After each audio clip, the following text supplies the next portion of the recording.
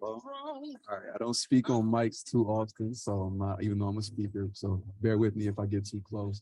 But I want to take a chance at the beginning of the event, first off, just to say thank you, but to highlight some of the youth that are here. This event isn't just about me, but it's about the things that other people are offering and that they're working on as well. So if you are a youth vendor, could you stand up if you feel comfortable? But I want to just highlight some of you guys. So if you guys want to create connections, people will know where to go.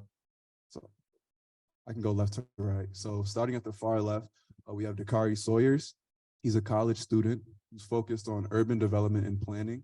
He doesn't have anything to offer or to sell, but he wants to just highlight and meet some really great people, like some of you guys in the room. So if you have any ideas or career advice, or you just want to meet a very bright, intelligent young man, Dakari Sawyers is your man right here. Next to him, we have a Mariana McMillan. She does jewelry and beads. Though you can't buy and sell in the church, if you take her contact information down, you can definitely contact her outside of the church. She does great work. And I bet that she has a catalog, some things that you could look at. Right here in the green, we have Nassim Anor. He is an artist. He's getting started to drawing, but he has some really great pieces. So if you have any advice or mentorship on the path of artistic disciplines or anything of that nature, please speak to him. And he's someone, again, very bright and very intelligent. In the middle, we have Genesis Carter, another artist. She has something called Dukedom still, correct? Dukedom, but she does experience art as well, something very interesting. And so if you have any questions or you're just asking yourself, what is experience art? I'm not going to speak too much, but I would recommend highly that you speak to her. And on the far right, taking photos, we have Tim Sanders. He is a photographer and also makes music. He's a college student. And again, another intelligent, young, bright young man. And he has a lot of things to offer. So if you have any advice or mentorship concerning photography, or just music, or you just, again, want to meet somebody very interesting, Tim Sanders right there is your guy. So hopefully this gives you a little better of a guide of who's here that wants to meet you. And again, if you have anything that could help these people, please get up and network. I know it's difficult. I know it's scary, the icebreaker. You don't know people, but this is what this event is for. And if anything, I want you guys all to know that everybody in this room wants to support you, mentor you, and help you. So hopefully you guys have a good night. Thank you guys all for coming out. And I'll begin getting, the event will get started in a little bit. So thank you.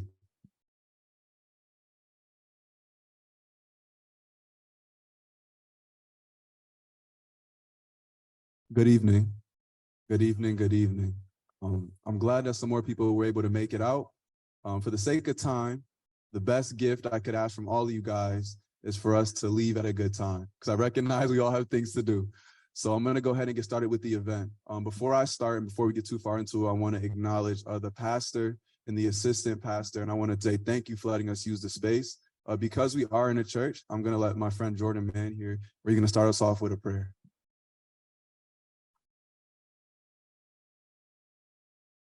Father God, in the name of Jesus, Lord, we thank you for life on today. We thank you for health on today.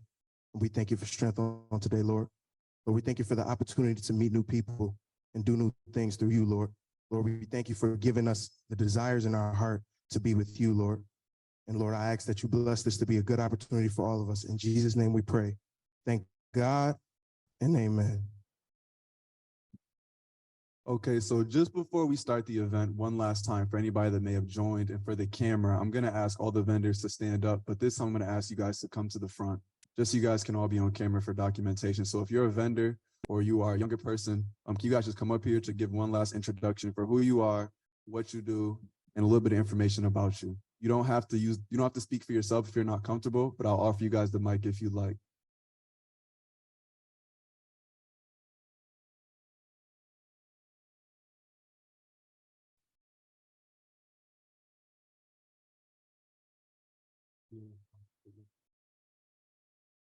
Okay, so again, just going over a recap again for anybody that's new that's here. This is my friend Nassim Anor. He is an artist. He does drawings. He's new getting into art, but he's looking for any advice or mentorship. And I'd love if you guys check out some of his art pieces. This is my friend Dakari Sawyers, a college student focused on urban development and planning. He's currently in college, like I said, but he's a good, bright young man just looking to meet some new people and meet some new faces and find some opportunities. We now have a Mariana McMillan. She's a jeweler. She makes, well, I don't know if jeweler is an official profession, but she makes pieces, she makes bracelets, she makes beads. They're great. You can't sell and buy in the church, but please get her contact information. Check out some of the pieces that she's done because they're great. And I know you'll want to buy some after. My name is Maya Isabella. I own two businesses, a community-based organization called Bella Study Buddies, which tutors and mentors underprivileged kids, and a skincare business.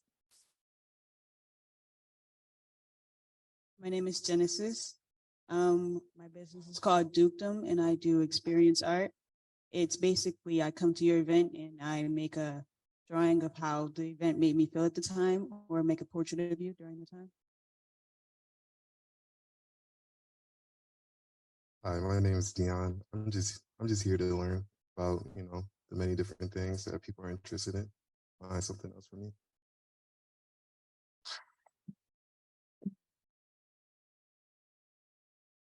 You guys can all sit down if you guys want. Actually, you guys sit all right here for the first part.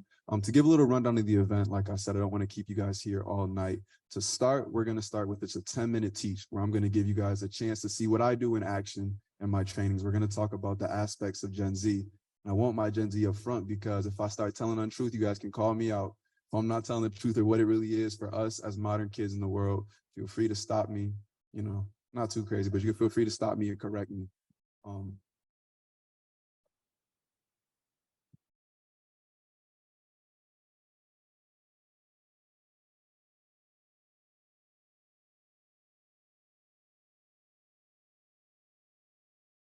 So for some background, speaking is a very general term, right? So when I say I wanted to be a speaker throughout the gap year, I didn't know what avenues and what journeys it would take me down.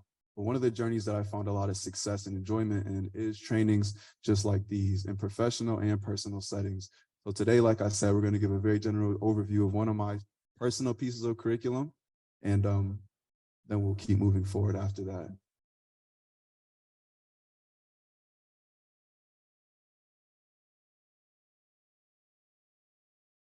You can go straight to the first one. We can get straight into it.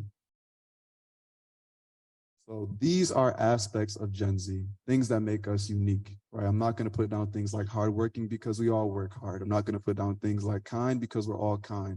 But these are things that are specific and special to kids in modern times. And going straight into it is the modern internet. For most of you guys, you may have had a modern internet for maybe 30% of your life, 20% of your life. But for a lot of young people, we've had access to the internet for the majority of as long as I've been alive. For more than half my life, I've had a smartphone. And so what does this impact and how does this change the development of kids? Because kids are very different nowadays. To start off is comparing success to others. When you have a phone, you've had access to the internet. Makes it very easy to see people who you feel are no smarter than you being successful. Right, I can go on Instagram and see kids younger than me making more money than probably anybody in here has ever seen, and it makes no sense. And so what does that do when you compare success to others? Well, it alters and accelerates our success timeline. I'm only 19 years old, and I have expectations and things on myself, expectations placed on myself from myself that are definitely wildly past where I want to be. We have a lot of kids nowadays at 18 that want to be millionaires. Kids want to retire at 21. Why? Because we see kids that look just like us doing it. Also, more information, connections, and possibilities. If you think about what the internet has, it's a way to connect all of the world in a way that we can all access from our fingertips. With those opportunities, information, and connections, we're meeting more people, seeing more information, seeing things that many people had to use to travel for, you had to make decisions for, you had to make sacrifices for, and we can see them by just pressing image search. The last thing is a lack of in-person social comfort. A lot of kids nowadays, funny as it sounds, can't order a pizza. It's scary, right? We don't know how to pick up the phone and have conversations all the time. Why? Because a lot of the messaging that we do, texts, are not face-to-face, and I can send them off without the emotion or the stress required for in-person social interactions. So we get put into some situations and we fumble or we get nervous because we're not used to it. A lot of times we can get away with a Zoom call or a text or a Snapchat, but it's not like the days where it used to be where you had to go and meet people in person. If you also don't notice, I'm going to say this, I'm very brief. I don't like to speak too long on points, so you'll notice that as well. But a fixation on rights. I was struggling with this slide because originally I had it titled as entitlement. The young people may be looking at me talking about entitlement. What do I commonly hear in the workplace? You just got here. Why do you feel the right, the need to feel the respect of a senior employee? Why do young people come into rooms and demand the same respect that people have put in and time out, day in and day out for millions, not millions, I don't want to make you guys feel old, for many, many, many years? Well, it's a fixation on rights. We are all the same. Like I said, I see people on Instagram, no smarter than me, no better looking than me. You don't have to clap. No better looking than me, who are making more money than me. No, we're the same. And nothing makes them any more fit to be in that position than me. Why? Because knowing your rights can be life or death. Nowadays, we know how simple it is, where one decision, one misstep, one wrong statement can be the end of your story. Filmed or not filmed. There's too many things, too many dark corners, too many fears in the modern world to be uninformed and not know what you're entitled to, what you're right to. Inalienable rights that you deserve simply for the fact of being you. So when you grow up in the modern times, you have to be aware of them, because if you're not aware of them, it can be your last decision. Go ahead to the next one. The pursuit of individualism. Social media makes everyone fit into a tribe. When I wake up in the morning and I look in the mirror, I want to truly believe that I am one of a kind. But if you spend enough time on social media, you'll stumble across another Austin. I know you will. It may not look the same, but there's people doing the same things that I'm doing. So how does that affect your ability to be an individual? Well, the desire to stand out gets amplified. Well, if you can see so many Austins on Instagram and on social media, on Facebook, what must I do to be the one that comes to mind when you think of Austin? And people stand out the best way they know. People always say any publicity is good publicity. And we know that's not true, but people do the best they can. So sometimes find kids making decisions, jumping on trends, doing things just for, as we call, clout or validity or verification that what we're doing makes us individual. We spend time chasing fads, slang. Why? Not because we want to just be different, but because it's so hard to stand out nowadays. Everybody in the world of somebody wants to be special.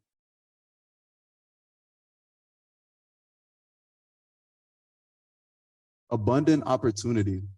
Nowadays, in the way we live, access to the internet has made, I don't want to slap them up, but these are my guys. It has now made it's so easy, it's so accessible to find passions and follow them. The opportunities are everywhere that a job seems more disposable. You think I'm going to get yelled at for how I bag groceries when I can work a remote job making $30 an hour? You don't know me very well, right? And many kids feel the same way.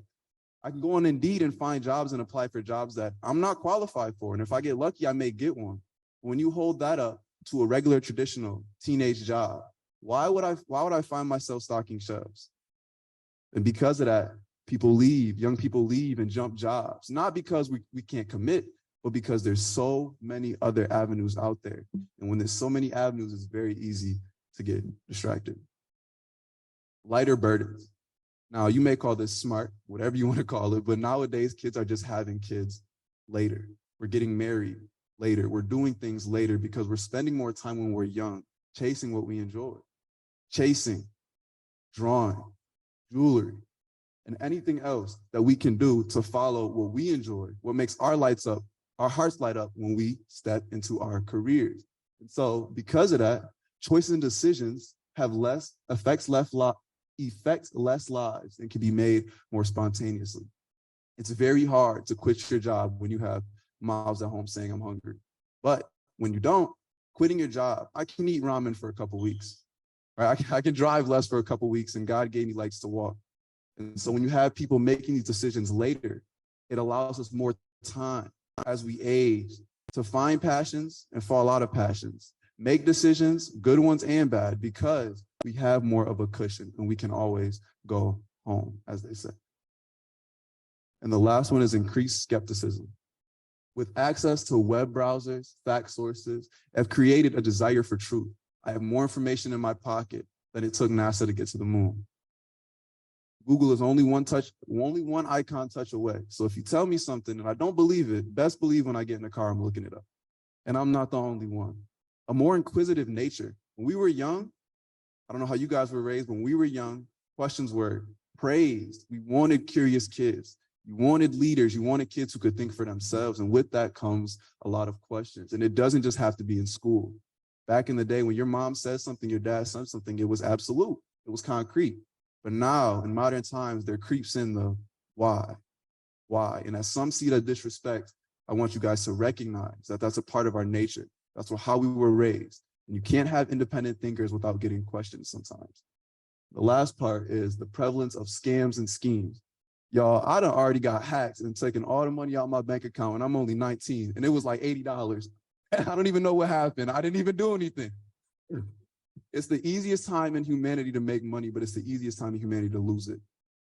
One small allegation, one small video, one small experience with you can be the end of a career. The end of everything you've built for years can be lost overnight. And so because of that, I have to be skeptic. I have to be aware that even though people look friendly, people look kind, things look kind. In the world we live in, things can switch so fast. So again, I'm brief. I don't have too many points, but to recap this general overview of just aspects of Gen Z, we have the modern internet and how that has changed the way that we developed. The access to so much information at our fingertips changes the way the brain develops. A fixation on rights. We want what we feel like we are entitled to, and we want it when we want it. It's not demands, but it's called being aware of what we're entitled to and being aware of what boundaries we refuse to cross. Pursuit of individualism, right? In a world and a sea, a stream where everybody looks like everybody and fads are everywhere. Everybody wants to be somebody. So the next time you see a kid using crazy slang, dressing crazy, just remember it's because we're competing, not with you guys, with the other 7 billion on this earth. Abundant opportunity. We live in the world of opportunity, especially in the US. We're in a privileged position to be able to explore and pursue our desires at a level like never before. Lighter burdens. Like I said, we're taking on less debt, Parent Plus loans. We're having kids later. We're doing and making big life-changing decisions later in our lives, which allow us to explore what we enjoy younger and for longer. And increased skepticism. Like I said, scams are out there. Do not click on that link. Do not press that pop-up because it will get you, and we're aware of that. If someone asks you what bank you use, don't tell them either. Increased skepticism, and that has led to, like we talked about, increased questioning and all those types of things. Does that all make sense for aspects of Gen Z? And Gen Z, can you clarify if I said anything that was out of order? 1 point. All right, appreciate it. So that's my whole section. That's my whole 10-minute teaching. Like I said, that was a chance for you guys to see what I do in corporate settings and what I do for training. So moving on to the next part of the event, I don't want to keep you guys too long. We're going to have a panel. So if you were asked to be on the panel, could you stand up, please?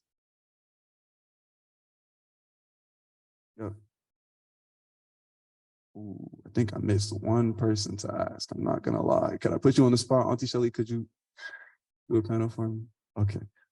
So one thing. There's some people on Zoom. If you want to put your cameras on and say happy birthday to Austin, you can do that right now.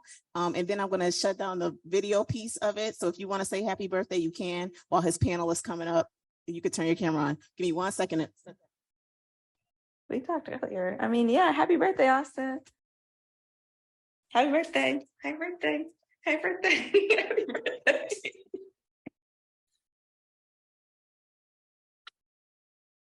hello? Hello? Okay. Which camera is it? Something is, it's on the main camera. So these cameras. Thank you, Olivia. I wish you could be here. Hopefully I see you soon. Much love. I appreciate all the wishes, and I'll see you. Hello, Monique. Hello. Oh, y'all can see me? Oh. Good to see you. I'm booking Mayo. I was booking her today.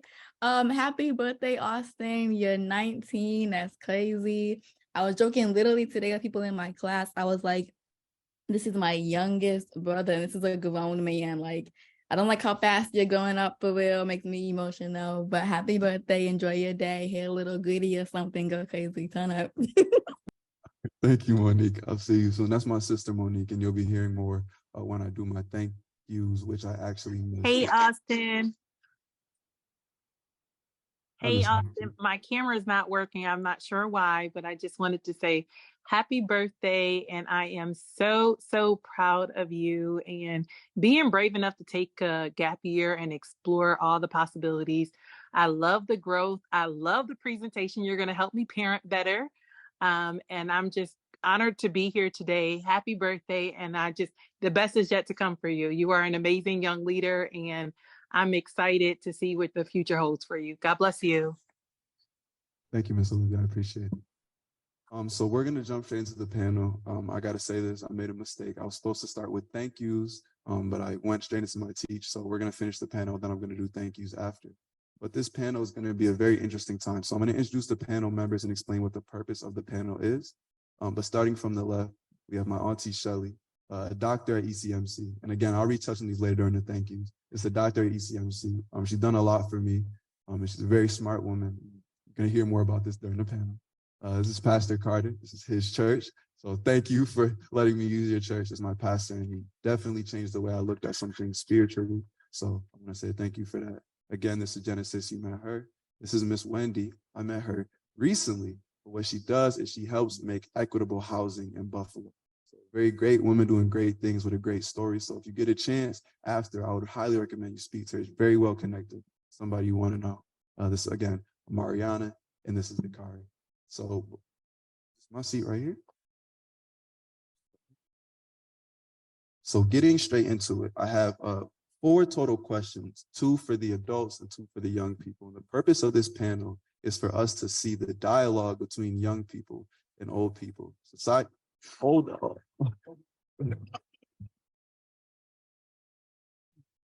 older generations. I apologize. Those with more wisdom, older generations. Because as society will lead you to believe is that we don't speak, we don't understand each other, but that's not true. We're more alike than we are different. And the sooner we realize that, the more conversations that we have, the further we can get along as a society. We can learn from each other, but we have to be willing to talk. And so this panel is supposed to highlight.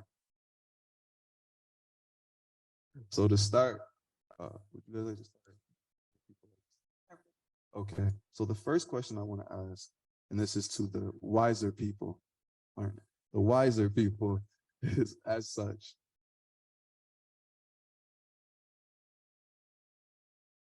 What do you think was the differentiator to enable your success in your career?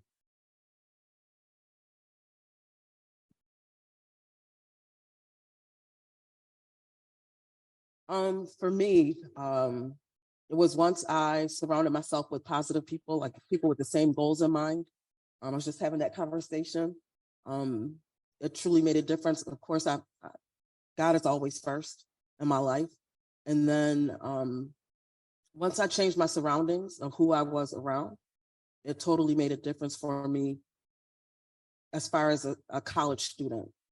And then the relationships that I made in college helped formulate who I am today. I made friendships and family members that have lasted a lifetime. And then I surround myself with people that support me, that love on me, and really, with my family, God, and those successful people. And the success looks different for everyone. But the point that they wanted to have goals in mind, that really made a difference for me.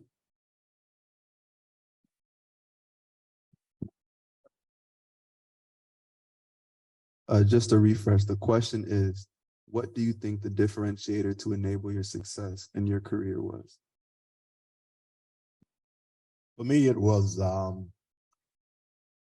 recognizing what my calling was and preparing not only early in life, but continue to do that calling, staying focused. And I think also one of the greatest points was listening to those who were knowledgeable, those who had gone on before me, and who knew what it took to really have the success that I'm looking for.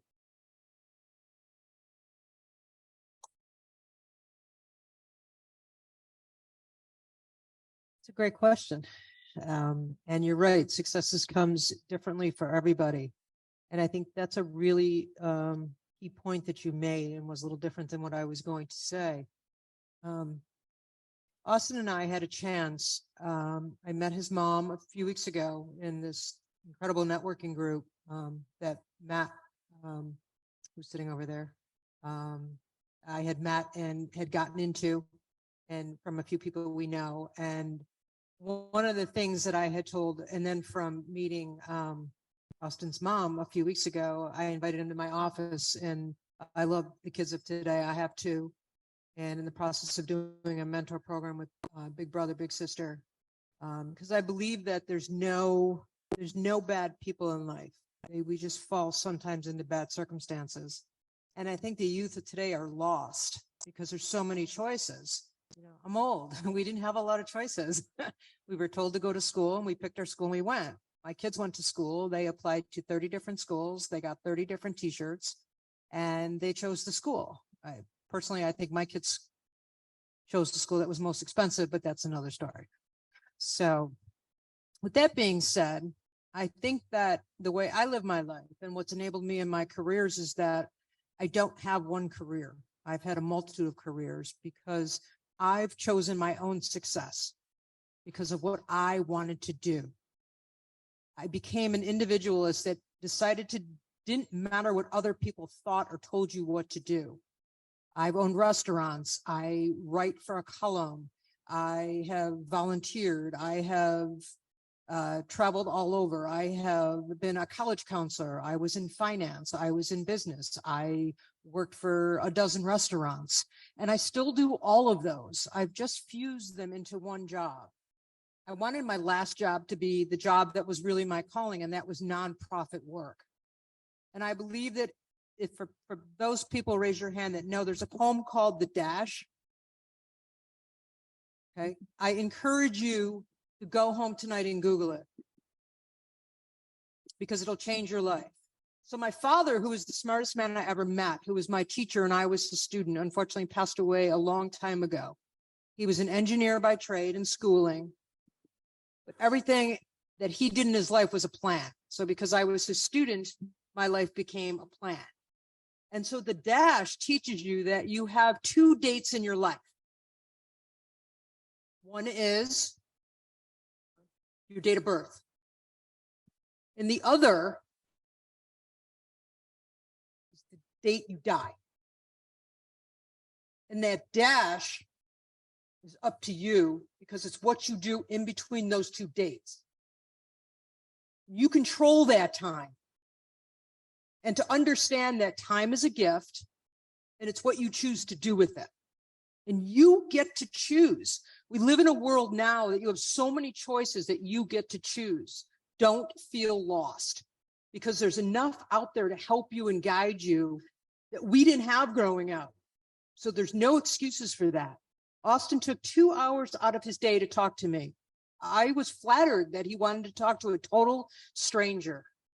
And we shared a lot of stories, and I grew very fond of him. And I saw in him how he was raised and knew that I wasn't that only mother who, just spoke so highly of their children. Not because they're my children, because they deserve that, because they're taking that dash and living as much as they can. Remember, you control that time between those two dates. So I encourage the youth of today and everybody in this room, if you haven't read that, go home and read it because it will definitely change your life when you wake up tomorrow. Thank you.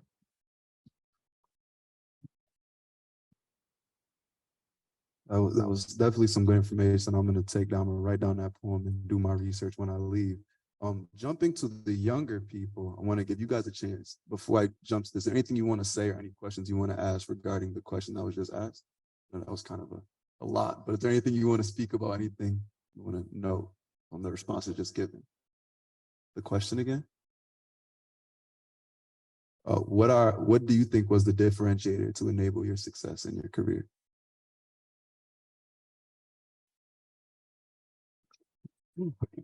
So for the younger question, the first one, what are the biggest hurdles and confusion areas that you've stumbled across during your journey so far? The biggest hurdle for me was deciding who I wanted to be. and I still don't know yet, but some days I want to be a certain person, and it makes my art look different to me. And then when I see people and they say, oh, this looks very beautiful, but it just doesn't look like you, it just confused me because I don't know what I look like.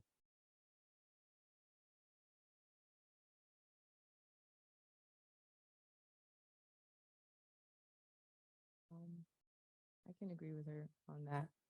I think for me, my biggest hurdle probably just showing people what I do, and then they don't give me the feedback that I'm looking for, or they don't say what I want them to say about what I do, and they don't appreciate it as much as I want them to appreciate it. And that's something that I really have to work on, because not everybody is going to enjoy what I do as much as I enjoy it, because it's what I do. It's not what they do. I just present it to them. And I'm trying to find a place where I don't have to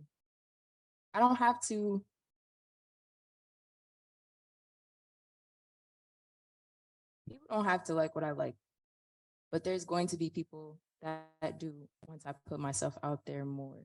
Once more people see what I do, people that enjoy what I do will gravitate to me because they like what I do. And that's it.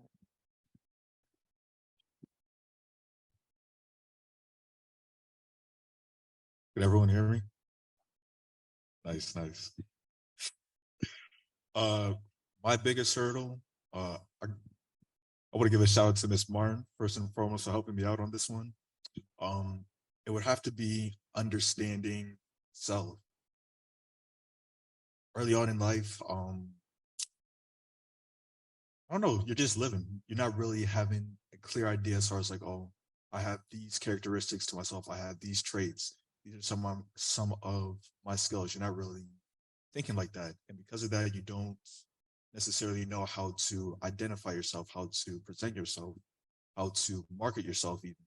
And that was one of the hurdles I struggle with. And as I said, shout out to Ms. Martin for helping me out on this one. But just being able to work through and see, what sticks out to me about myself, that, it's true, it's genuine, it's authentic, that I can confidently show someone, whether it be personally or professionally, just to represent myself, especially with, gaining experience, exposure in the type of fields I'm going to be in.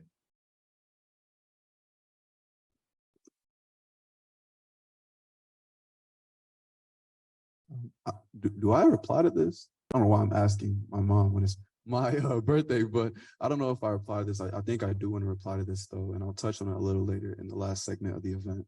But I'll say the toughest part of my journey so far was the confidence aspects. I think a lot of times, the way I describe it a little later is, when does a title or when does a profession become your title? When will I have deserved or earned my right to call myself a speaker? I struggle with that, but you don't deserve anything. You have to ultimately make that decision that you are a speaker. Nobody can really make that decision for you. So I'll say that was the hardest part, because we always look at numbers or metrics for success, but there is no agreed upon metric for success. Nobody in here can tell me what success looks like for me, and vice versa. I can't tell you what success looks like for you because I haven't been there. I wasn't there at night when you were struggling. I wasn't there when you were doing your silent hours of work. I wasn't there for all your successes, and I wasn't there for all your failures. So the only person who really knows your journey or what you should call yourself is you. But coming to that realization took much longer than I thought it would in my journey.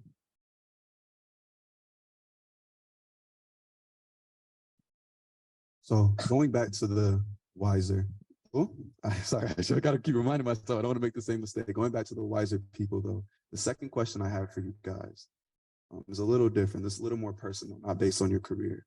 But if you can think, when we look at Gen Z and all the things the news will say about Gen Z doesn't want to work. Gen Z is hard to understand.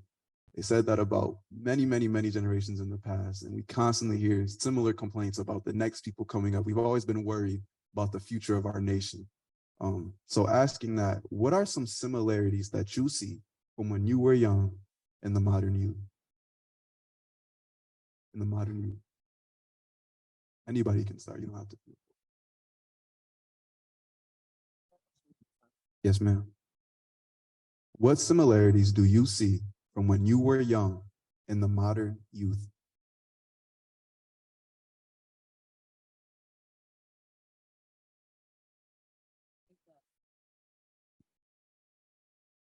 Similarities of just going through life and the struggles that life throw at you.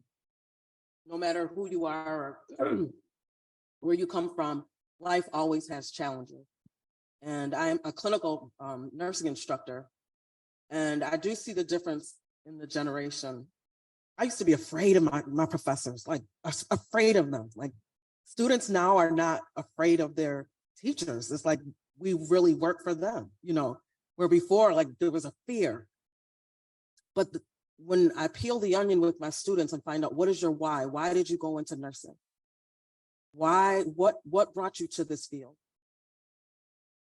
I had someone sick in my family. I want to do better for my family. I want to be successful.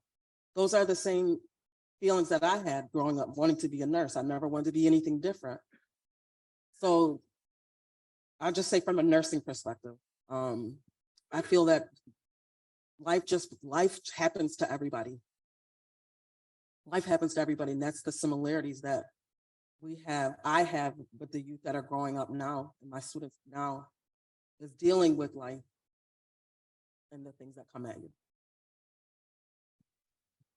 I think one of the greatest similarities, it's almost funny when I think about it. When I was young, I thought old folk didn't know what they were talking about. And I recognize now that I'm older, young folk really think I don't know what I'm talking about.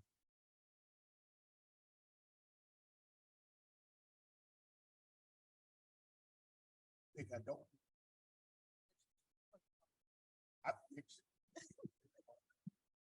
That's all that matters, is that he knows. That's the difference. You know, I think the public health crisis in the last 3 years, that some say never existed, has changed family dynamics.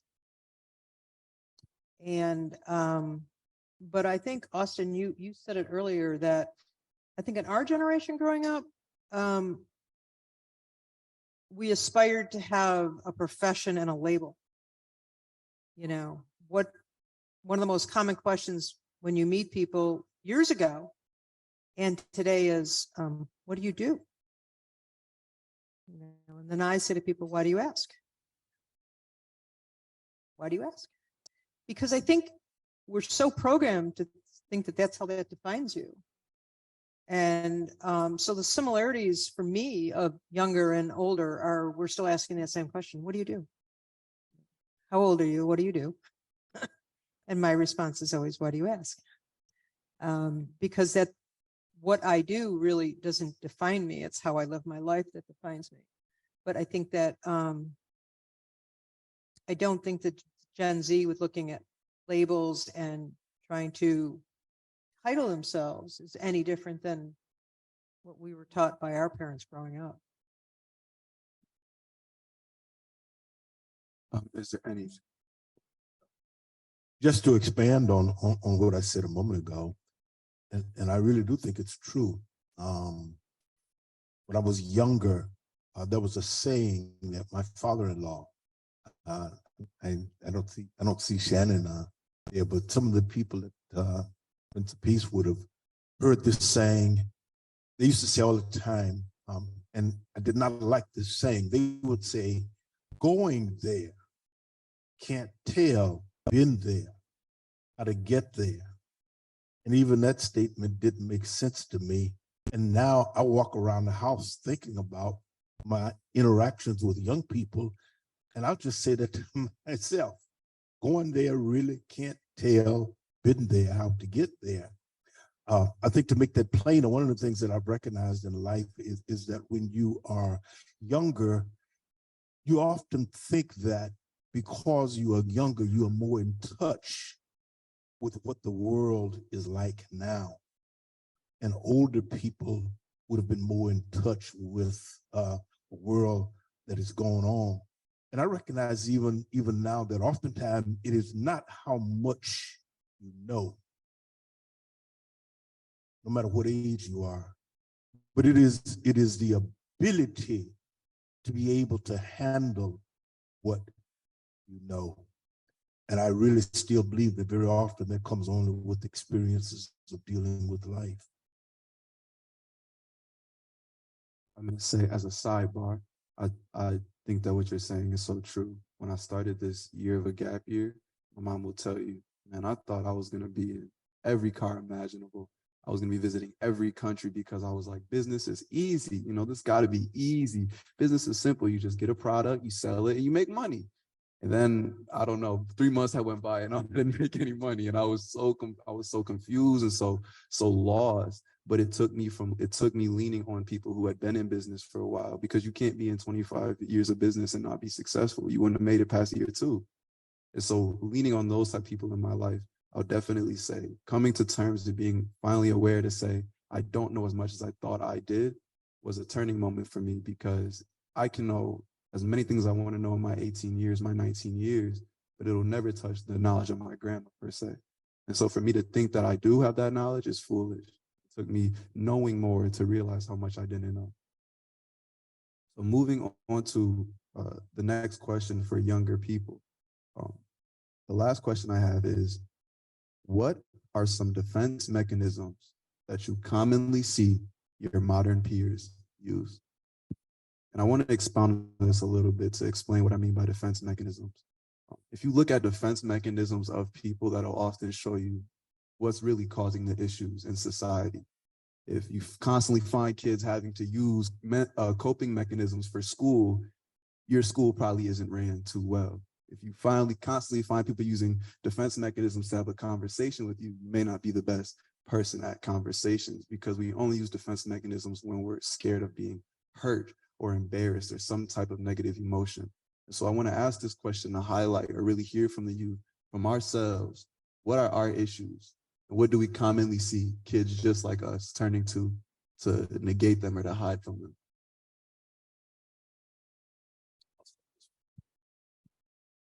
I would say motivation, specifically untempered or undisciplined motivation.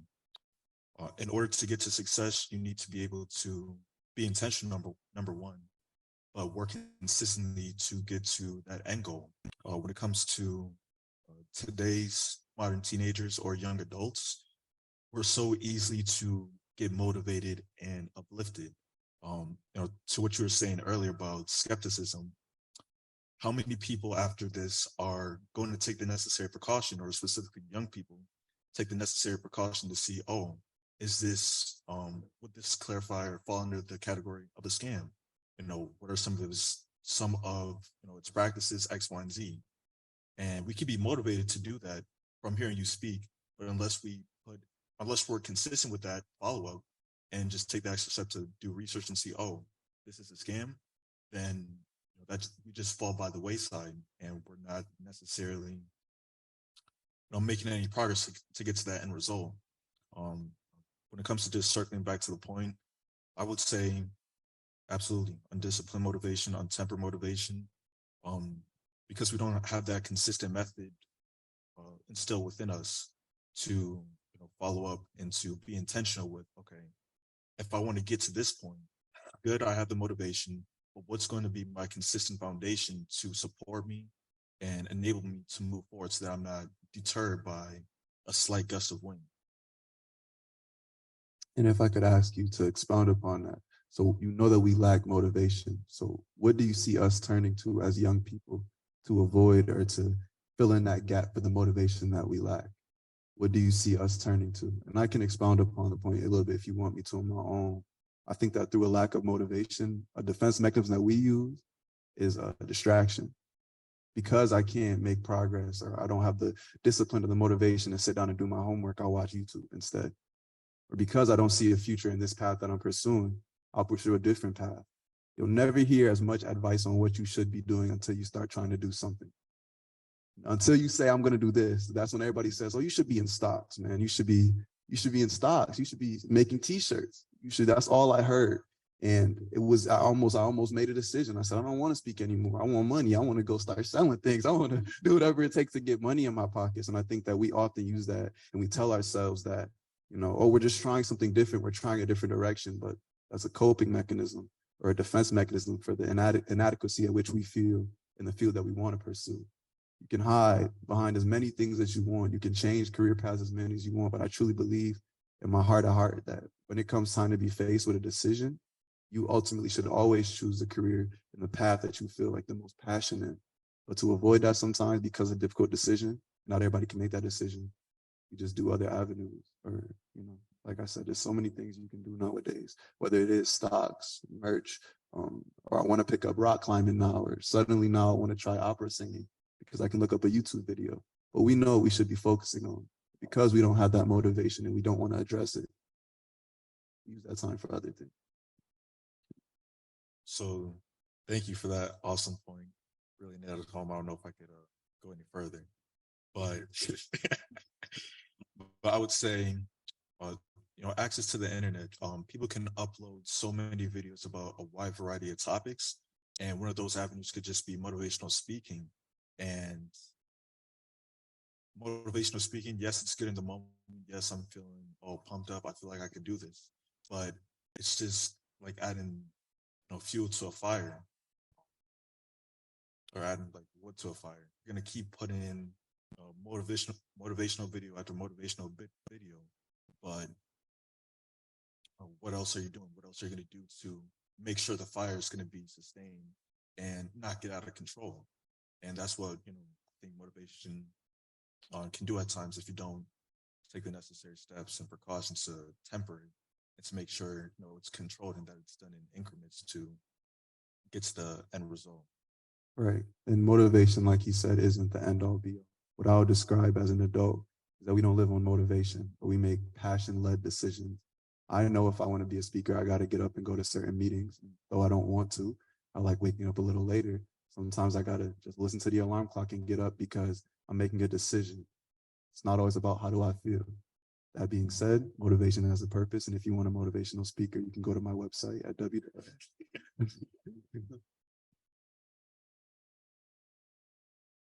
So first, I'll say that I'm still in high school and I'm only 16. That I don't really see any coping mechanisms in my generation. And I think that's the biggest problem. We're not educated enough on how to cope with things that are thrown our way.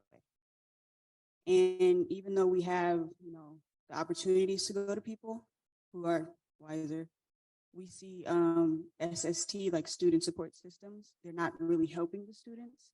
They're more just trying to guide you away from a problem instead of deal with the problem. And that's not a coping mechanism. That's just fight or flight.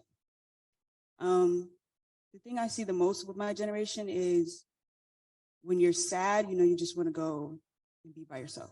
You don't want to talk to anybody. You don't want to be around people. And you often, you build this emotion up. And I saw that in myself. And I would take that emotion out on people who didn't do anything to me. Like all that buildup would just pile up, and pile up. And I would let it out on people who actually meant good on me. So it really took me a long time to figure out if I had a coping mechanism. Like, what is a coping mechanism? I still can't find anyone who can really define it for me and give me an example. Like just taking a deep breath. I mean, I could do that anytime. That's not really helping me.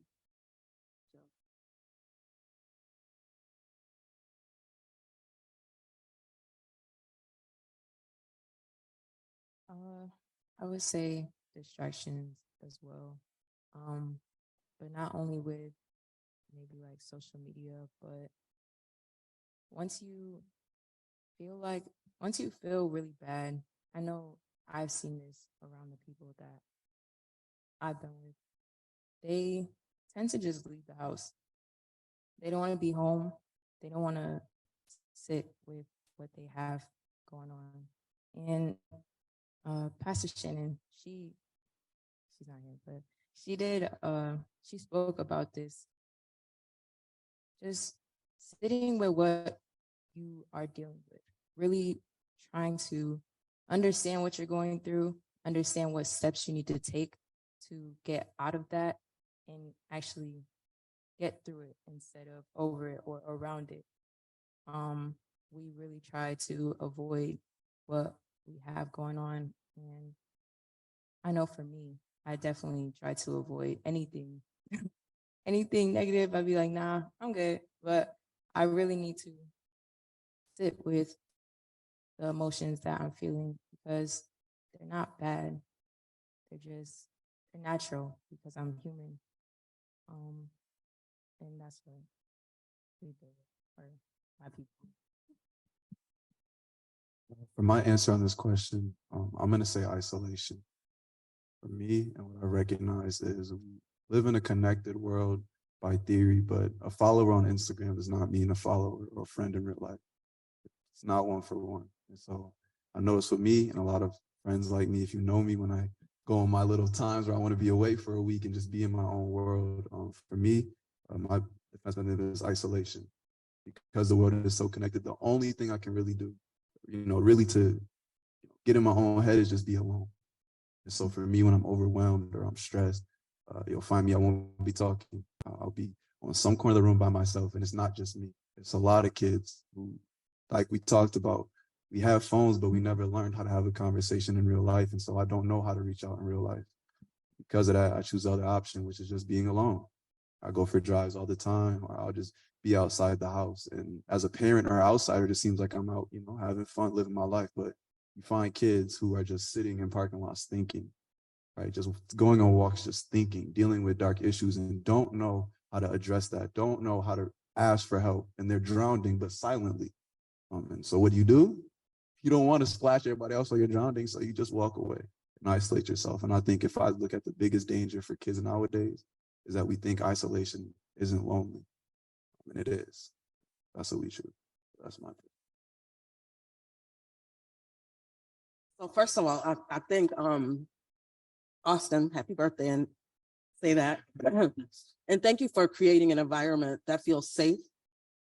And I commend these young people, because I'll say a major difference is we didn't really get to talk about our feelings. Like, nobody cared about how you felt, right? Like they said no, it was no. They said yes, it was yes. We never questioned our parents.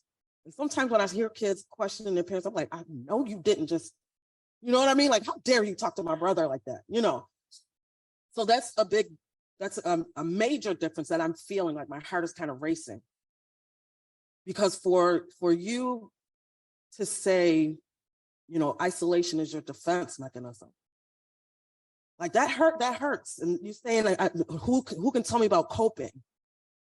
Or I don't want to deal with something, so I just walk away like that. This is a little deeper than what I expected.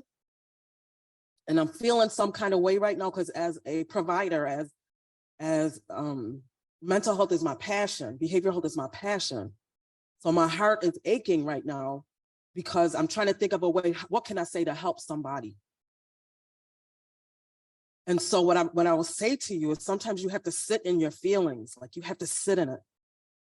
And sometimes it may take another individual from the outside looking in to help you peel the onion, to help you peel each layer of feelings and what you're feeling. And maybe you haven't met that right person that's supposed to help you.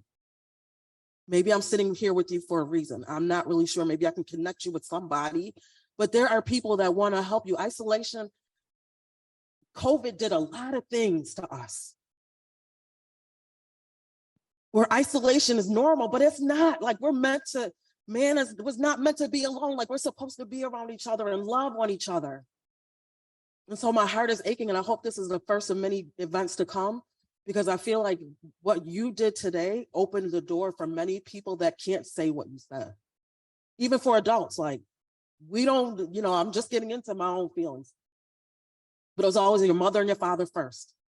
God comes, you know what I mean? Like it didn't matter how I felt. So for you to acknowledge your feelings today, it's to be commended, but please know that there is help.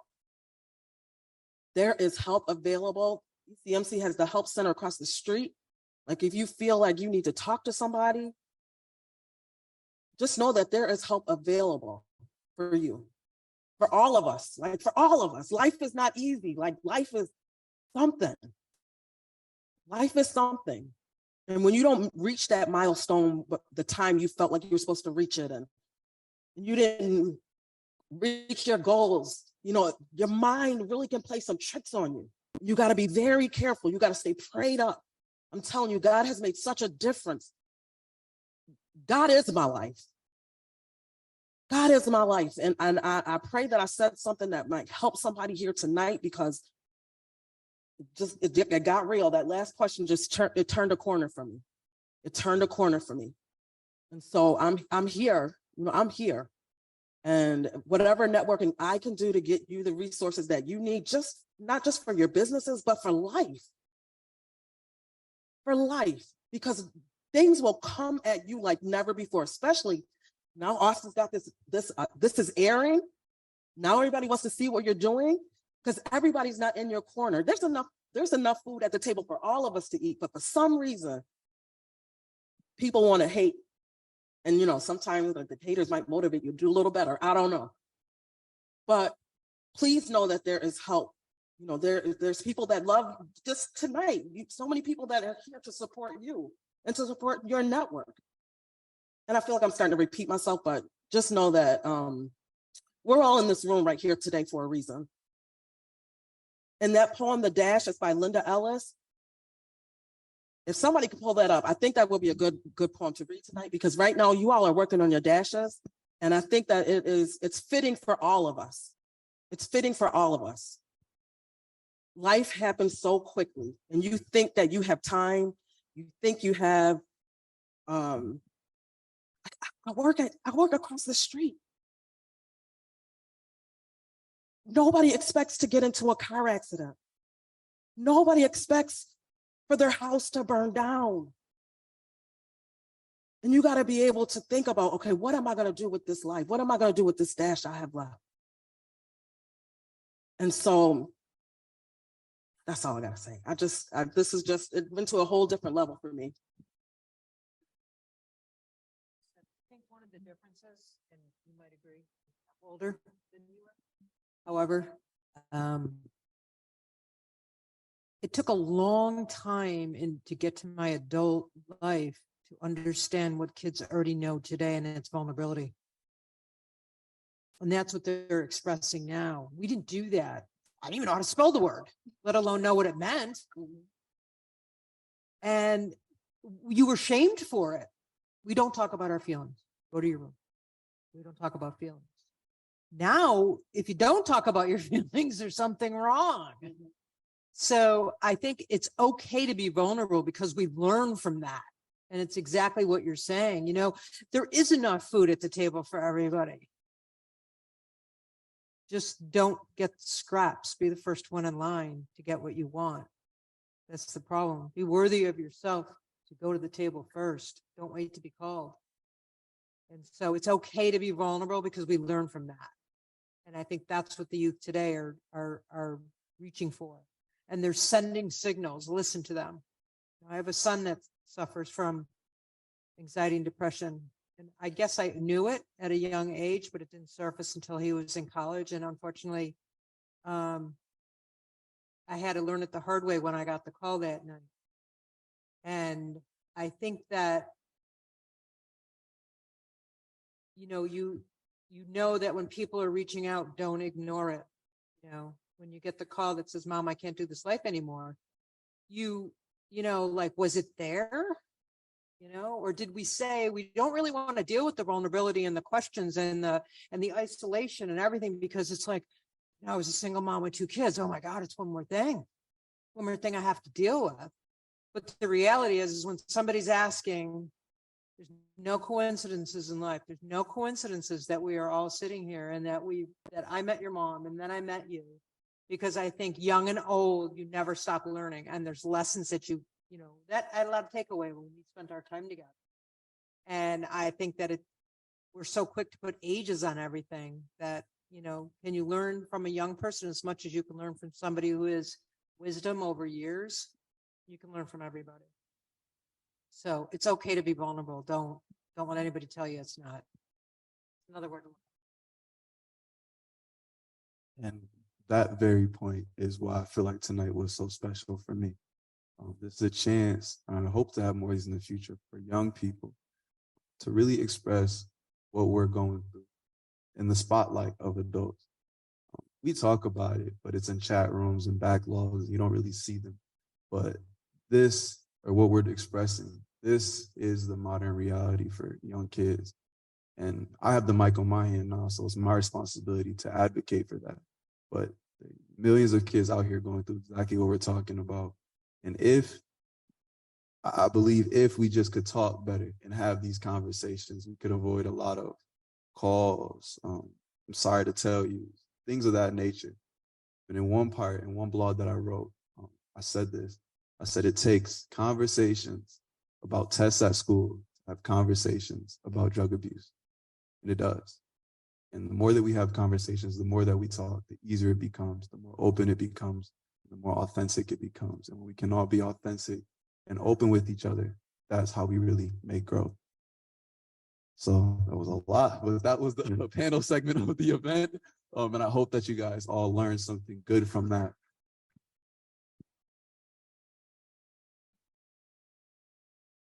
I know there's some people in here who have commitments and have things they have to get to. I know people have sleep and some people work midnight. So I'm going to do my next section of thank yous that I was supposed to do in the beginning, just to move through this event. And then I'm going to end with a speech. And then that'll be the end of the formal event. So I'm going to go into thank yous. You guys are more than welcome to stay on the stage if you want, but I'm going to hop off right now. So if you guys want to go back to your seats, you can.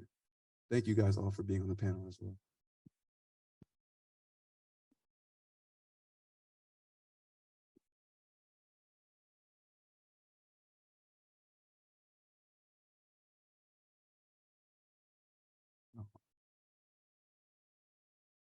So, okay, I have a lot of thank yous because I don't want to pull that out, but I'm very blessed. I have a lot of people here who care about me. So I'm going to try to run through them quickly. If I don't call you, I apologize. But I'm thankful for everybody that's here, everybody that's online.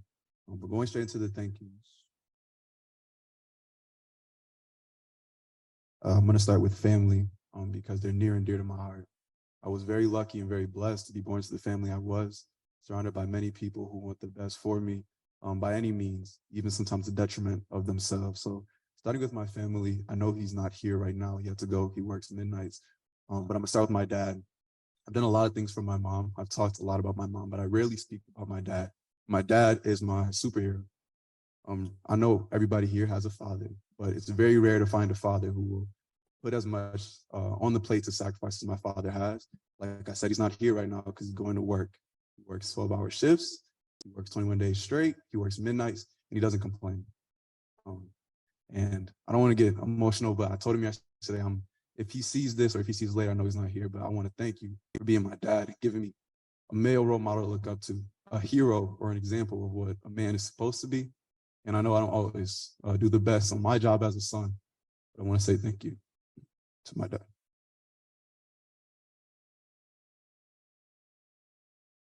These all won't be that long. These all won't be that long. Going straight into my mom. She's here. This event is my mom's. It's my birthday, but this was her event. And I know I don't have enough time to say thank you for all my mom does. She walks me into networking events when I'm not ready.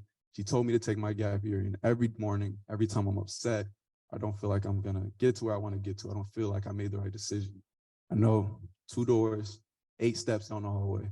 I either have an office or a mom sitting in her bed ready to talk, and I know she'll cross the world and back for me. And I can't say thank you enough. Thank you, Mom. I'm going to double up the next 2. Not that either one is worse than the other. These are my 2 sisters, Monique and Olivia. You saw one on the screen. The other one was also in there. I want to say thank you. My older brothers, also 2 older brothers. They're a lot older, so my sisters were my real siblings, it felt like. And I always wanted a brother. But I want to say thank you because having sisters showed me what it means to be kind, what it means to be gentle, and it also showed me the wrath of a woman. If you ever, I learned that lesson probably from my older sister, but I want to say thank you. I know we don't see each other all the time, but I have so much love for you. I'm so proud of you guys. And you guys served as a great example to look up to, what I should be as a son for my parents. And thank you for all the decisions that you guys made, all the times you guys got yelled at for coming home so I could stay out later. So thank you guys all for that. I want to thank my uncle James. He's not here right now. My aunt Carla is, but I want to thank my uncle James as well as my uncle Jason, because they also served as two great male role models for me. They showed me that it's possible. My uncle, I'm gonna flex a little bit. My uncle got some real fast cars, both of them. Right? They got real fast cars. They let me drive them, so not really, but they let me sit in them sometimes. And they have great houses and they have great wives that support them. I want to thank my aunt Carla, my aunt Ramona, because they showed me the woman that I should look for, like my mom, someone that supports me, that makes me better, even in my weaknesses. So I want to thank you guys for that. But for my uncles, I want to thank you guys for showing me that it's possible, because when I close my eyes and I dream about the cars that I'll be in, the houses that I'll be in, it seems a little bit more real because I've seen it. Along with that, I want to thank some cousins. Jasmine, she's not here right now. She's a flight attendant. My cousin Jeremy and my cousin Giselle. My cousin Giselle was young, and I want to specialize on that for a little bit. I don't like kids. I'm not a big kid guy. The crying, I can't do it. But something I never realized until today when I was doing these thank yous. My cousin Giselle, she's young. She's very funny, very smart, beyond her years. But it allows me to be a kid when I'm with her. I have a lot, like I said, I put a lot of stress on my shoulders, a lot of things I want to do for a lot of people. So being her is something I want to say thank you for, even though she wants to see this till she gets way older. But that does a lot for me because it allows me, like I said, to remember that right there is Giselle. And that is my Uncle James right there. So that is who we're talking about. And I want to say thank you to her. Hi, Giselle, now that she's here.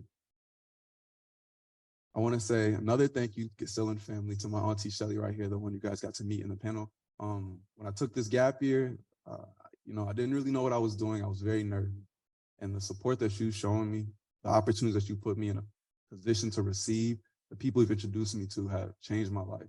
And for that section of my gap year when it was a dark time, I really didn't know what I was doing. Those calls, those events meant a lot. It allowed me to still feel like I was making progress in some sense. And so I just want to say thank you for that. And thank you for being there. And thank you for supporting me, loving me as much as you do. Next tour, I got the OG, my grandma in the house. I don't even know what to say. High school, thank you for Canisius. I didn't have all my grandparents when I was young. I was with my OG right here for real. So thank you for being my grandma. Thank you for giving me advice, for praying over me. I know you do. No, I don't see you as much as I should. I'm habitually late. I miss taking out the trash all the time, but thank you for putting up with that. And I hope one day I can show that appreciation somehow. My Uncle Mark, my Aunt Krista, they're not here. They live in Massachusetts. Also, my cousins Jaden and Tatiana. They'll probably see this online. I hope you do. I know I don't see you guys all the time. I only got to see you guys for a little part of the year, but thank you still. Every birthday, every Christmas, like clockwork, I know I have a card coming from you guys. And it's not a lot, but it means a lot, and especially my uncle. Even though I don't talk to him too much, I don't tell him too much. The discipline that he's demonstrated, the commitment to becoming a better person, still in school, constantly pursuing his education, showed me that learning is a lifelong decision. It's a lifelong trait. And the sooner you realize that, and the sooner you tuck into that and begin to learn from everything you can, the further in life it'll get you. So thank you, Uncle Mark, Uncle Chris as well, my cousins. My cousin Reggie, he wasn't here, but when I was doing my gap year, I did a couple interviews and he gave me the time of day. I even took a call and he just always always offering advice and mentorship. So I want to say thank you to my cousin Reggie, my cousin Marie. Again, she's in Texas, but for a big part of my life, she's always been there. Again, always giving cards, always showing love, always one of the first to give support. So thank you to my cousin Marie and any other cousins and family that I didn't mention. I know as a big family, the world is big. I always say you're only two connections from a cousin somewhere in Buffalo, especially. So thank you to all my other cousins and family. Moving on to my friends. We're making progress. Moving on to my friends. I'm going to start with someone who's not here, with respect to everybody. My one friend, if you ask me, like I said, I have two older brothers, but another brother of mine that I met in 6th grade, Will Kelly, he's not here. Brother from another mother, for real. Known him for, like I said, 6-7 years, but honestly, it's like having I don't even know how to describe it. He understands me. I don't have to finish my sentences sometimes. It's so crazy. And the support that he gave me, especially making my gap year, just being young, being out, doing things that we probably shouldn't have been doing. He was always a voice of reason. He always held me down, even when times got tough. So thank you, Will. Jordan, he left. He's the one that did the prayer. Again, that's like my twin brother. Don't tell him I told y'all. I'm 1 inch taller than him, but he won't admit it. But yeah, I've known him not quite as long as Will, but he just always calling me. When we first met, I'm not gonna lie, I didn't like the guy. He always was just always coming, but he always came back. He always came back the next day. Always wanted to play basketball. And now I don't know if I could see or picture life without him. He's a good friend, always someone I can call, lean on whenever times get tough. So thank you to Jordan when he sees this. Going on to people that are here. I have a friend, for all the people, you don't have to stand up if you don't want to, but I have a friend, he's in the back, my friend Will. Thank you, because what you showed me is commitment. A lot of y'all don't know, or maybe you can't tell immediately, but if you look in this gym, look in this church, I'm gonna be honest, that's probably the best basketball player in here. He's very good at basketball, and having someone that pushed me, showed me the competitive drive, showed me that, when I'm asleep, I know he's at the Y, I know he's getting shots up, and so when his shot goes in, I'm not surprised. And seeing that hard work pays off meant a lot. I know I only really got close to you during Canisius, bro, but you're another brother for me, bro. Wish the best for you, bro. Appreciate you. Up front, Dakari I met at Canisius, a very interesting guy when I first met him. But I will say, not going to speak too long because I know you had your segment, but one thing that I got to say thank you for is your moral discipline. One of the most disciplined people I know, always checking in on me. I know I don't always answer as good as I should, but always checking in on me, always willing to give an ear, give me advice, and give me the time of day. Always supporting my dreams, even when I couldn't see it. So I know I can always call you for support, but I appreciate it. And I'm gonna continue to be a friend for you. You can see being a friend for me. I can't imagine, and I'm grateful that I get to see the man you grow into. Thomas. So listen, I'm not gonna have him stand up, but he is 6'7" or close enough to it. And I used to be riding around my town on roller skates with him. It was crazy when I was younger. I'm not gonna speak too much on it, but again, Thomas is another one of those guys who I just known for so long. A good dude, always pushing me to be better.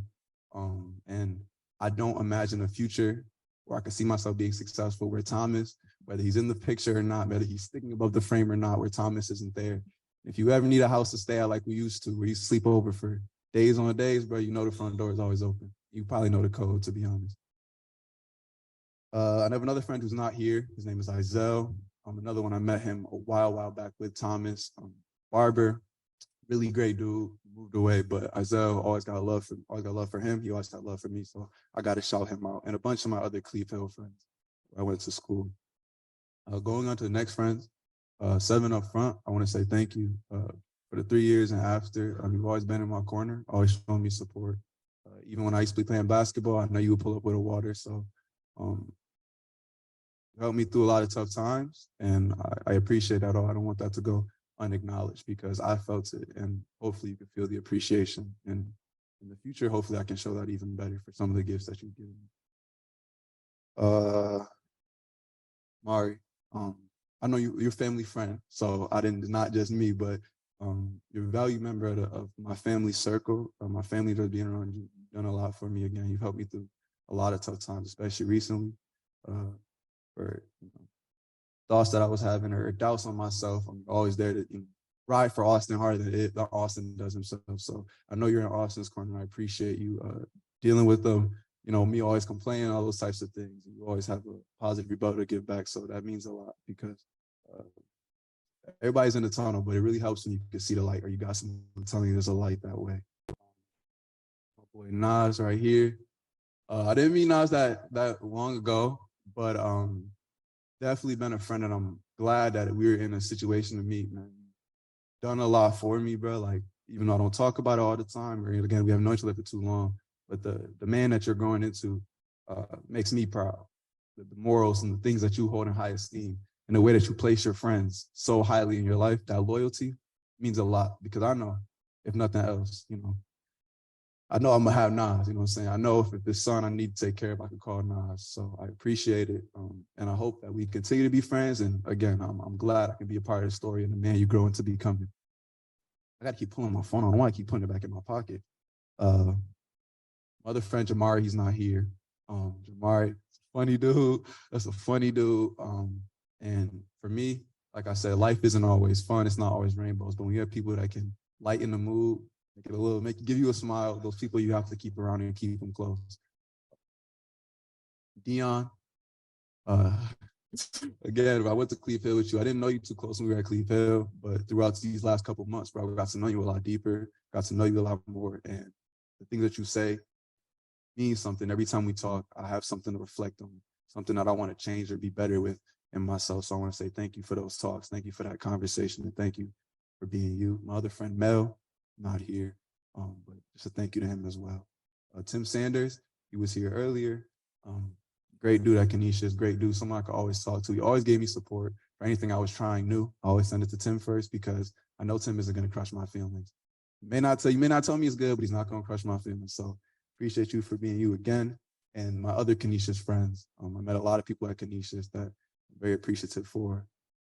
And they've all left a really big impact on me, teachers and students alike. And then for mentors, to start, somebody who's not here, Cindy Naughton. So I met Cindy through my mom, and I, again, haven't known her for very long, but that position she's put me in, the opportunities that she's prepared me for, and the confidence that she has in me to be proud of my decisions, proud of my choice to take a gap year and to stand in that and walk in that proudly has been something that's left a lasting impact on me. And she told me, she also gave me some good advice regarding business. So I'm just very appreciative. Miss Sierra, when I first started my gap year, I mean, like right out of high school, my mom had put out a Facebook post or she had did something on Facebook and I just wanted an opportunity. And Miss Sierra gave me an opportunity to mentor at a school, King's Cheddar Center School. And a lot of those kids that I've met there are still have memories and thoughts, and they're still funny. And it was a school that allowed me to really get my feet wet and become confident for that summer, even if it was nothing more than a distraction. For the decision that I made, the insecurity or the lostness that I was, that school or that position was something I could go to and look forward to. So I want to say thank you for that. Mr. Edge, he's not here. He's on a live stream. Mr. Phillip.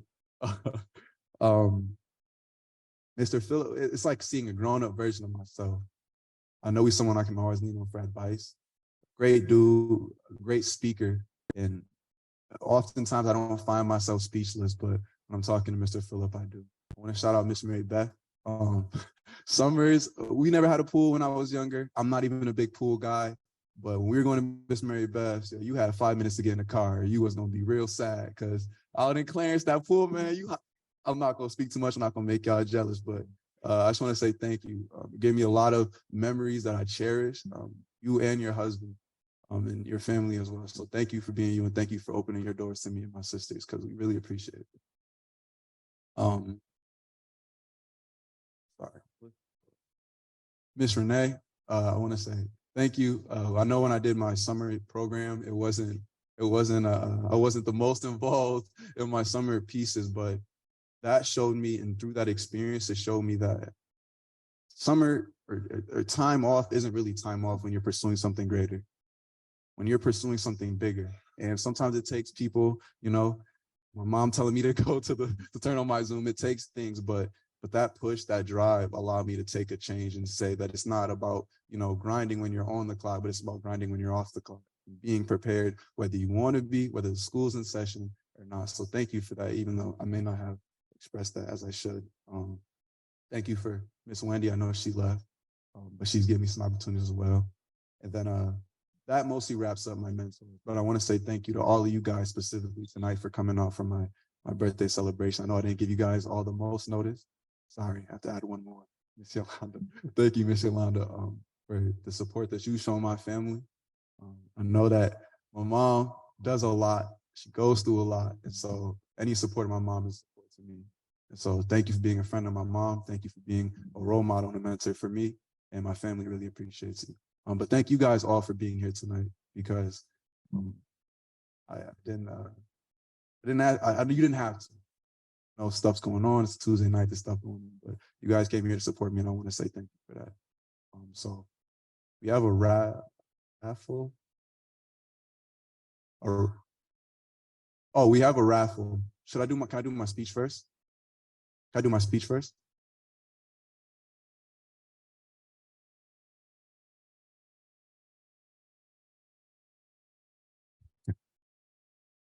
Listen to the boss. That's how I made it 19 years. And then you're gonna you want to put one up? You're not, I never even knew who you were. So thank you for supporting my son.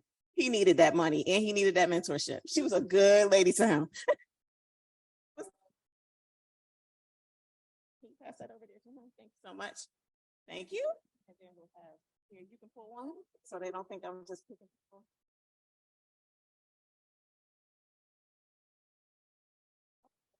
What's this, the curry? Okay, the curry here.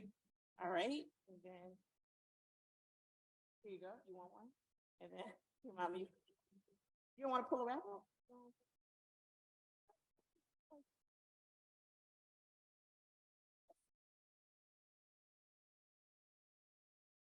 After Andre, no, he just left. See, if you're not here, it's not one of those we get you after.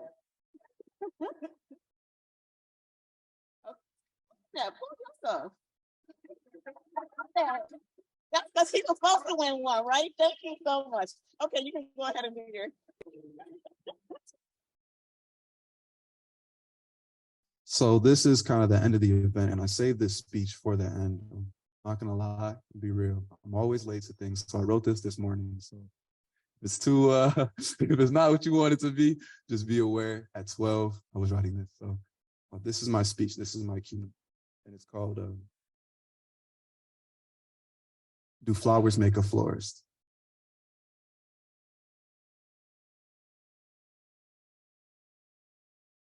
A florist is, by definition, a person who sells flowers and ornamental plants. If I found myself filling my first pot with no more than seeds to my name, what does that make me? I could hardly call myself a florist. I'd never even sold a flower. And I'd look worldly at someone having only cut 2 strands of hair, calling themselves a barber. We place these people next to the millions of so-called winners that have never even had a championship to claim as their own. So who are we to call ourselves entrepreneurs? Tell me of your last $1 million investment, and I'll tell you that dinner's on you. In a society led by what we can only call as posers, at what point does a profession become a title? I found myself answering this question all over a bucket of chicken. Austin Martin, communication coach, focused on the younger perspective. I couldn't help but laugh. I never sat in a college lecture, let alone graduated, and here I was throwing around titles like I'd actually earned them. As I sat in the car waiting to arrive at my first ever networking event, I started imagining all the success I'd had. A new car, new house, and trips every weekend seemed to all fit in my mental budget. We arrived. I walked in, following closely to my mom, feeling nervous, but sure of myself. This was nothing more than a test. I felt the last of that confidence drain out as soon as I entered the small room. 7 people in a room was all it took for me to revert to old habits. I recited my school accolades like clockwork, and the 4.0 GPA was my saving grace. But you don't get paid to be a student. I stumbled through my introduction and sat down quickly. This story would be the first in a series of networking event struggles. I'm blessed. I've claimed nothing less if you know me. I'm surrounded by people doing great things and was constantly able to be brought to events that allowed me to network with other great people. But I never felt that I belonged. Sure, I've trained here, spoken to this person there, but I'm seated at a table between doctorates and numbers that I've only ever seen on a calculator. Who am I? I, like most people, figured that it just takes time. My year progressed. My first training was like taking my first steps. I wasn't alone, but helping my mom was enough to turn a will have into a when I did. I went to sleep that night assuming all of my lost confidence would reabsorb like a sponge, and I was excited to wake up tomorrow ready to take on the world. I woke up, shook off the remnants of sleep, and stood up. Nothing. In fact, it was that same nothing for months on end. I watched myself sit in networking event after networking event, frozen solid at a table, silently hoping that $1 million opportunity will fall into my lap. Excuse me, sir. This was it. Are you done eating? Even the waiter was better than silence. Event after event, I waited, my speaking experience growing now, but my patience, however, was growing thin. How many trainings must I do, keynotes prepared, or blogs written before I will finally start to feel like the speaker I claim to others that I am? This small anthill became the very mountain that I hid behind. What CEO in their right mind would contract an inexperienced 18-year-old with minimal experience? I didn't even bother to make the calls. YouTube couldn't recommend me enough videos on growth. Simply download this software and try not to drown in all the money that'll flood your life. These were the perfect distractions for the answer that sat in front of me. That mountain of excuses crushed me under its weight. The same confidence that my report card used to give me made me a shell of my older self in its absence. I hated speaking. I hated looking in the mirror. And I wish I wasn't stupid and just went to school like everybody said. I carefully crossed traffic and entered into the chicken restaurant. The cashier, who looked like the owner, looked at me carefully. I told him the order I was there to pick up. He nodded, and I moved to a good spot to wait. I waited and waited, and finally the man came back, no chicken in hand. Can you spell out the name of the order you're here to pick up? I knew what he was trying to say. Do you think I'm trying to steal, man? Honestly, I couldn't hide the frustration in my voice. Patience can't be patient forever. I took the pen, wrote out the name, grabbed the food, and slammed the door over his mumbled attempts to soothe the situation. I know restaurants get stolen from, but I know there was a better way to go about it. I mumbled and grumbled, retelling the story to dad, mom, and anyone that would listen. I was sulking all the way to my room, where I stood in front of my mirror in horror. And I called myself a communication coach. I said to myself as I sat down in my room, I couldn't even handle a regular situation, and yet I want to advise others? Yeah, right. But a small part of me didn't agree. Could I cross out the other 9 times I gave advice, counsel, or awareness to communication, all because of one failure? Do we laugh at Steph Curry for missing 55%, or do we marvel at the 45% he makes? I thought to myself, a small phrase that would change my life. I'm still a good communicator. Immediately, the embarrassment I felt about my actions began to lessen. I knew I could have handled it better, but I'm still a good communicator. Days passed. I sat staring at the contact. I knew I needed to call, and staring did me no good. I just couldn't do it. I don't deserve to disturb somebody's day. I'm just an 18-year-old with not enough experience. And I'm still a communication coach. I stopped and looked up, surprised at what I finally had the courage to say. I am a communication coach. Communication coaches call for opportunities, and people recognize that. I made the call, and another, and another. They all said no. But that day I realized something that changed the way I look at myself forever. There is no agreed upon metric for success.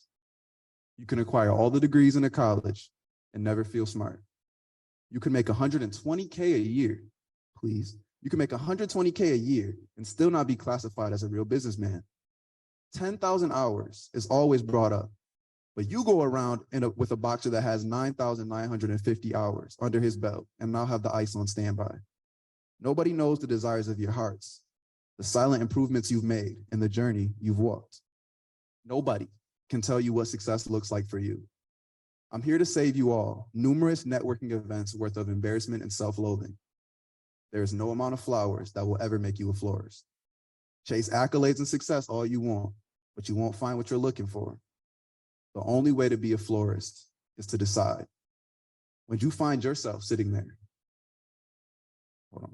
when you find yourself sitting there, no flowers to your name, with only seeds, a pot, and desire, find the courage inside yourself to recognize that you're a florist for no other reason than because you said so.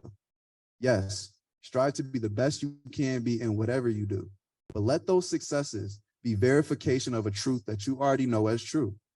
You are exactly the artist, musician, an entrepreneur you think you are, and no failure or success can change that. Only you. Now that we've discovered that titles and professions change only as the heart do, now that we realize that we can only steer the direction of our car to the dreams and destinations that we desire, now that we've realized that confidence is a decision, there's only one more thing to do: act like it. Thank you.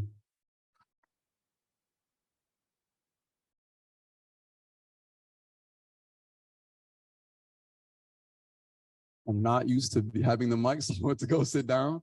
But that is all I have prepared for today.